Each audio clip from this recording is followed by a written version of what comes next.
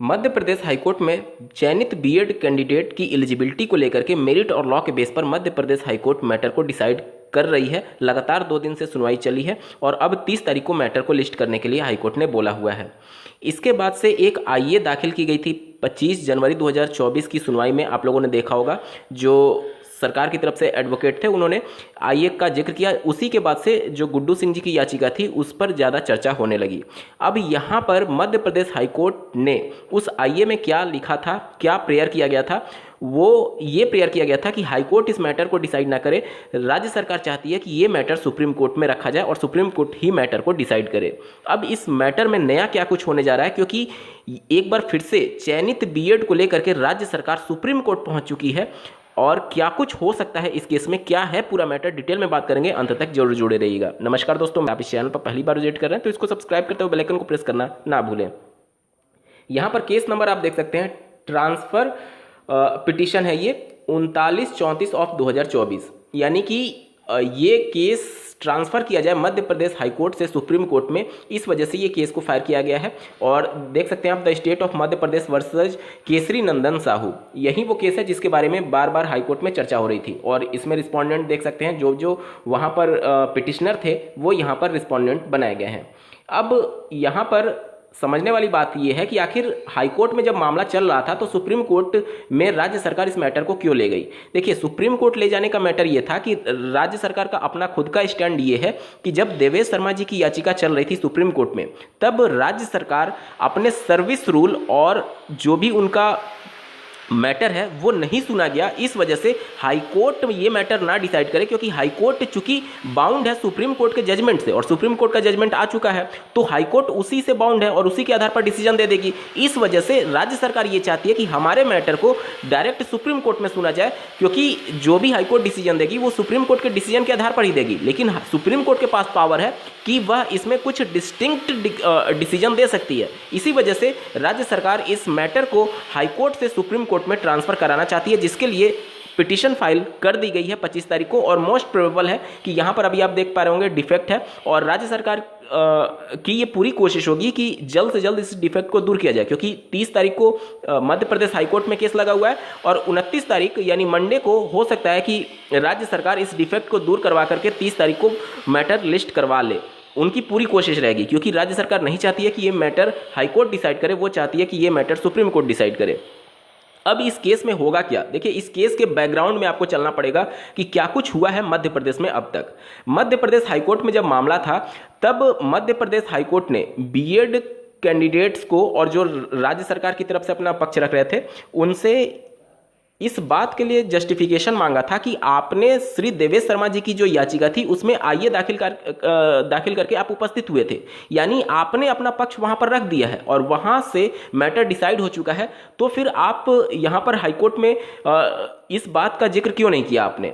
ये जो BEd candidate है मध्य प्रदेश के, जब देवेश शर्मा जी की याचिका चल रही थी तो वहां पर ऑलरेडी मैटर वो डिसाइड हो चुका है। आईए वहां पर दाखिल करके अपना पक्ष रख चुके हैं मध्य प्रदेश के बीएड कैंडिडेट। और ये बात जब मध्य प्रदेश हाईकोर्ट में चल रही थी तो वही कैंडिडेट, सिमिलर कैंडिडेट आईए दाखिल करके उसमें उपस्थित हुए थे। तो मध्य प्रदेश हाईकोर्ट इसी पर कड़ा टिप्पणी करते हुए ये एक तरीके से आपत्ति दर्ज कराई थी कि जब आपका मैटर आईए जो डिसाइड हो चुका है सुप्रीम कोर्ट से और सिमिलर कैंडिडेट, सेम कैंडिडेट यहां पर भी आकर के मैटर को डिसाइड कराना चाहते हैं जो कि ऑलरेडी डिसाइड हो चुका है, तो ये सभी चीजें हैं। और अगर ये मैटर सुप्रीम कोर्ट में जाता है तो सुप्रीम कोर्ट में जाने का राज्य सरकार का स्टैंड ये है कि जो हमारा सर्विस रूल है वो सर्विस रूल के अंतर्गत ये भर्ती हुई है। सर्विस रूल का मतलब जैसे शिक्षक भर्ती के लिए जो नियमावली होती है जो राज्य सरकार बनाती है उसके अंतर्गत ये भर्ती हो रही है, और उस नियमावली में बीएड अभ्यर्थी उस समय पात्र थे। और इस वजह से हम चाहते हैं, मतलब स्टेट गवर्नमेंट ये चाहती है कि हमारे मैटर को डायरेक्टली सुप्रीम कोर्ट सुने। अब यहाँ पर समझने वाली बात यह है कि जो आईए दाखिल हुआ था सुप्रीम कोर्ट में बीएड की तरफ से, मध्य प्रदेश बीएड कैंडिडेट की तरफ से, उसमें जो सर्विस रूल है मध्य प्रदेश का और जो एनसीटी का गजट नोटिफिकेशन है उस पर चर्चा विमर्श हो चुका था। सभी राज्यों को जब अक्टूबर 2022 में ऑनरेबल सुप्रीम कोर्ट ने श्री देवेश शर्मा जी की याचिका में अपना पक्ष रखने के लिए बुलाया था, तो मध्य प्रदेश के भी बीएड कैंडिडेट अपना पक्ष रखने गए थे कि हमारे यहाँ भर्ती प्रक्रिया रनिंग में है और इस वजह से इस भर्ती से बीएड अभ्यर्थियों को रिलैक्सेशन दे दिया जाए और इसमें अलाउ कर दिया जाए। वहाँ के आईए पर जो कंबाइंड डिसीजन आया था वो यही था कि जितनी भी पेंडिंग्स हैं वो सब कुछ ऑनरेबल सुप्रीम कोर्ट अपने अंडर लेती है। और जो लास्ट डिसीजन आया उसमें आप लोगों ने देखा होगा 46वें पेज पर लिखा गया है माननीय सुप्रीम कोर्ट के द्वारा कि ऑल पेंडिंग्स एंड जितनी भी रिट पिटिशन है वो ऊपर दिए गए जजमेंट के आधार पर निस्तारित की जाती हैं, यानी कि ऊपर के जजमेंट के हिसाब से उसको कंप्लीट करने की बात की जा रही है। अब ये भर्ती चूंकि हाई कोर्ट ने डिसाइड तो किया नहीं था और सुप्रीम कोर्ट ने अपने अधीन ले लिया था, तो इसका डायरेक्टली मतलब ये हो गया कि मध्य प्रदेश से बीएड कैंडिडेट जो आईए दाखिल करके उपस्थित हुए थे अपना पक्ष रखने के लिए वो भी हार चुके थे। और इस हिसाब से ये मैटर अब हाई कोर्ट को डिसाइड करना है कि वह चूंकि सुप्रीम कोर्ट से मैटर आईए के माध्यम से डिसाइड हो चुका है, इस वजह से ये बिल्कुल क्रिस्टल क्लियर टाइप का हो गया था। राज्य सरकार शायद इस चीज को भांप ली थी कि चूंकि मैटर आईए के माध्यम से डिसाइड हो चुका है सुप्रीम कोर्ट से और ये matter already subject to outcome था, इस वजह से यहां के बीएड कैंडिडेट पर खतरा हो सकता है, इसलिए राज्य सरकार ने इस मैटर को डायरेक्टली सुप्रीम कोर्ट में ट्रांसफर करने के लिए प्रेयर लगा दी है। अब यहां पर देखिए, यहां पर सबसे पहले ये मैटर सुनने के लिए सुप्रीम कोर्ट तैयार होगी या नहीं, ये बहुत बड़ा सवाल होगा। क्यों? क्योंकि जो प्रेयर लेकर के राज्य सरकार गई है, आप ध्यान से समझिएगा, इनका प्रेयर ये है कि आर्टिकल 309 के अंतर्गत राज्य सरकार को पावर है कि वो कोई पॉलिसी बना सकती है, लेकिन आप कोई भी ऐसा पॉलिसी नहीं बना सकते जो कि किसी रेगुलेटरी बॉडी से आप बाउंड हो और उसके बियॉन्ड जाकर के आप नहीं बना सकते। यहां पर आप देखेंगे तो बिहार राज्य सरकार की जो एसएलपी थी सुप्रीम कोर्ट के जजमेंट के बाद से 7वें चरण की शिक्षक भर्ती के लिए, तो वो जो एसएलपी लेकर के गए थे वो भी 309 के अंतर्गत लेकर के गए थे कि हमारा सर्विस रूल के अंतर्गत ये भर्ती हो रही है। यहां पर आपको समझना यह होगा कि जो सर्विस रूल है वो किस पर डिपेंडेंट है, वो एनसीटी जो रेगुलेटरी बॉडी है उसके गजट नोटिफिकेशन पर डिपेंडेंट है। जब वो गजट नोटिफिकेशन यानी बेस ही खत्म हो गया तो आपका सर्विस रूल भी ऑटोमेटिक खत्म हो गया, क्योंकि आपने सर्विस रूल में संशोधन किसके आधार पर किया था? गजट नोटिफिकेशन के आधार पर किया था। जब गजट नोटिफिकेशन ही नहीं रहा तो आपका वो सर्विस रूल भी वैलिड नहीं रहा। तो ये सभी चीजों को लेकर के राज्य सरकार जो है वो सुप्रीम कोर्ट में गई हुई है। अब यहां पर 2-3 चीजें होंगी, ध्यान से समझिएगा। सुप्रीम कोर्ट ये पूछेगी कि जब आईए दाखिल करके आप इस मैटर को ऑलरेडी सुना जा चुका है तो क्या रिपीटेटिव आर्गुमेंट होंगे, क्योंकि उसी सर्विस रूल पर बीएड कैंडिडेट आईए दाखिल करके उपस्थित हो चुके हैं। अब यहां पर स्टेट गवर्नमेंट वो डिसीजन को पढ़ी है या नहीं, उस आईए में क्या था, क्या उसमें प्रेयर किया गया था वो पढ़ी है या नहीं, या फिर सिर्फ इस मैटर को ट्रांसफर कराने के होड़ में जल्दबाजी में कोई ऐसा तो नहीं है कि राज्य सरकार गलती कर रही है। क्योंकि ध्यान से समझिएगा, अगर ये मैटर हाईकोर्ट मध्य प्रदेश के द्वारा डिसाइड किया जाता तो राज्य सरकार के पास और बीएड कैंडिडेट के पास एक ऑप्शन रहता कि वह सुप्रीम कोर्ट में जा सकते थे। हालांकि ये ऑप्शन बहुत पॉजिटिव नहीं था क्योंकि आईए ऑलरेडी इनका डिसाइड हो चुका है, तो बहुत पॉजिटिव नहीं था, लेकिन उनके पास एक विकल्प बचा हुआ रहता कम से कम कि हाँ एक रिव्यू कर लिया जाए या फिर क्यूरेटिव पिटीशन फाइल कर लिया जाए या फिर मर्सी पिटीशन फाइल कर लिया जाए, इस टाइप से हो सकता था। लेकिन अब ये मैटर चूंकि ट्रांसफर करा रहे हैं डायरेक्टली सुप्रीम कोर्ट में, तो अगर सुप्रीम कोर्ट कुछ निगेटिव दे देती है तो फिर कोई विकल्प ही नहीं बचेगा, क्योंकि ऑलरेडी हाईकोर्ट जो है वो सुप्रीम कोर्ट के डिसीजन से बंधी हुई है।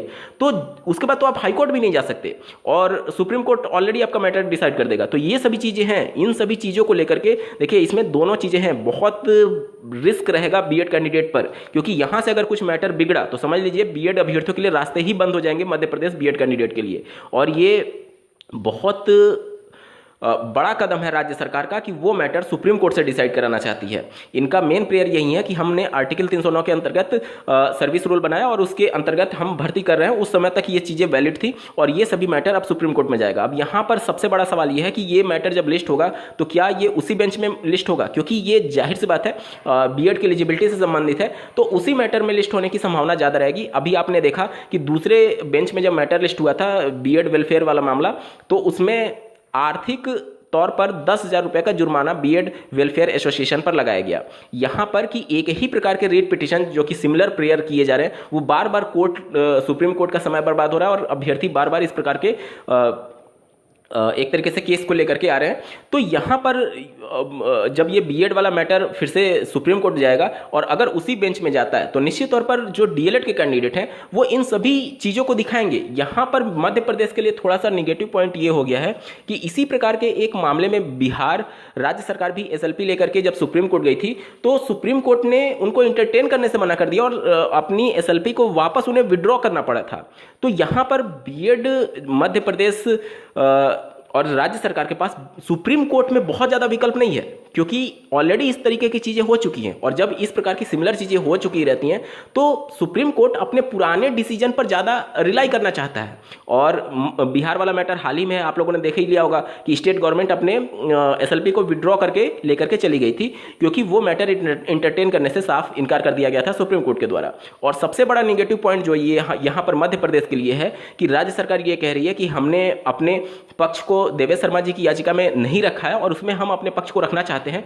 लेकिन यहाँ पर आईए जो दाखिल किया गया था बीएड कैंडिडेट के द्वारा, वो बहुत बड़ा एक नासूड़ बन जाएगा, क्योंकि इसी मैटर को लेकर के हाईकोर्ट ने भी आपत्ति दर्ज कराई थी कि आपका मैटर आईए के माध्यम से ऑलरेडी सुप्रीम कोर्ट से डिसाइड हो चुका है, तो फिर आप हाईकोर्ट में क्यों आ रहे हैं। दूसरा, आपको ये भी समझना होगा कि जिस प्रेयर को लेकर के जा रहे हैं कि सर्विस रूल के अंतर्गत, वो सर्विस रूल ऑलरेडी रिलाई कर रहा था एनसीटी के गजट नोटिफिकेशन पर, और इन्हीं सभी चीज़ों पर ये सभी फिर से चर्चा हो सकता है। सबसे पहले तो ये एक्सेप्ट होगा या नहीं सुप्रीम कोर्ट में, ये भी बहुत बड़ा सवाल रहेगा, क्योंकि ऑलरेडी इनका आईए एक तरीके से डिसाइड हो चुका है। और अगर एक्सेप्ट होता है तो इन्हीं सभी चीज़ों पर चर्चा होगा, और अगर यहाँ से हार मिलती है तो यकीन मानिए बीएड के लिए रास्ते बहुत कठिन हो जाएंगे मध्य प्रदेश बीएड के लिए।